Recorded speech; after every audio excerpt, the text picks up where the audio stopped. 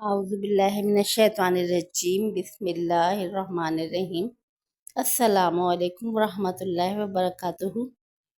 اللہ تعالیٰ تمام کائنات کا خالق و مالک ہے۔ اسی نے تمام جہان پیدا کیے۔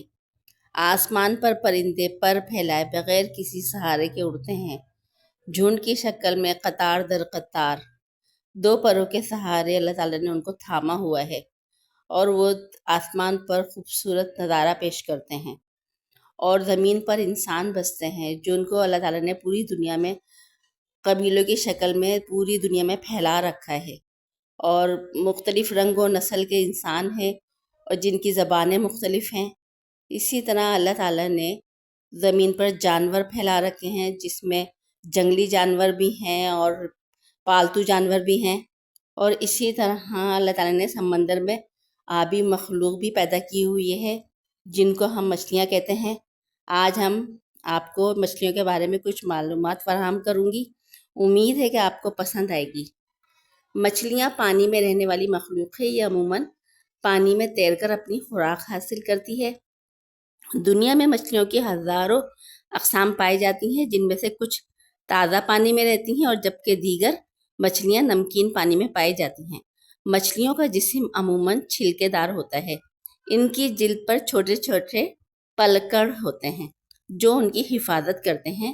ان کے جسم کا بنیادی حصہ مچھلی کا فن ہوتا ہے جو انہیں تیرنے میں مدد دیتا ہے۔ مچھلیاں اپنے گلز کے ذریعے پانی سے آکسیجن حاصل کرتی ہیں۔ مچھلیاں زیادہ تر چھوٹے آبی جانداروں، کیڑوں اور بڑی مچھلیاں چھوٹی مچھلیوں کو کھاتی ہیں۔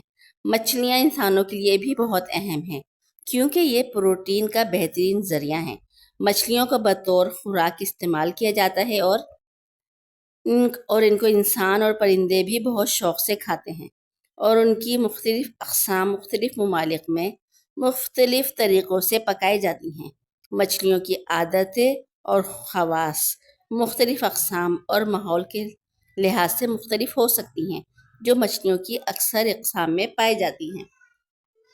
کچھ مچھلیاں کارنیورس ہوتی ہیں، یعنی کہ گوشت خور ہوتی ہیں، جیسے شارک، جو چھوٹی مچھلیوں، چھوٹے سمندری جانوروں اور حتیٰ کہ کچھ پرندوں کو بھی کھا جاتی ہیں۔ کچھ مچھلیاں ہربیورس ہوتی ہیں جو پودے خور ہوتی ہیں، جیسے کہ کیٹ فش اور کپور، جو پودوں، الجی اور دیگر نباتاتی مواد کو کھاتی ہیں۔ بہت سی مچھلیاں اومنیورس یعنی کہ ہمہ خور ہوتی ہیں، یعنی وہ پودوں اور جانوروں دونوں کو کھاتی ہیں، جیسا کہ گولڈ فش۔ مچھلیوں میں نقل و حرکت کی عادتیں بھی پائی جاتی ہیں۔ بہت سی مچھلیاں گروپوں میں تیرنا پسند کرتی ہیں، جو انہیں شکار سے بچانے اور خوراک کی تلاش میں مدد دیتا ہے۔ کچھ مچھلیاں جیسا کہ بیٹا فش انفرادی تیراکی کرتی ہیں اور دیگر دوسری مچھلیوں سے دور رہنا پسند کرتی ہیں۔ ہزاروں کی تعداد میں یہ مچھلیاں سمندروں، دریاؤں، جھیلوں اور ندیوں میں بھی پائی جاتی ہیں۔ امید ہے کہ آپ کو یہ معلومات پسند آئی ہوں گی۔ اگر آپ کو یہ باتیں اچھی لگی ہیں تو آپ میرے چینل کو لائک، سبسکرائب اور شیئر ضرور کریں۔ اللہ آپ کا اور ہم سب کا حامی و ناصر ہو۔ اللہ حافظ۔ اللہ نگہبان۔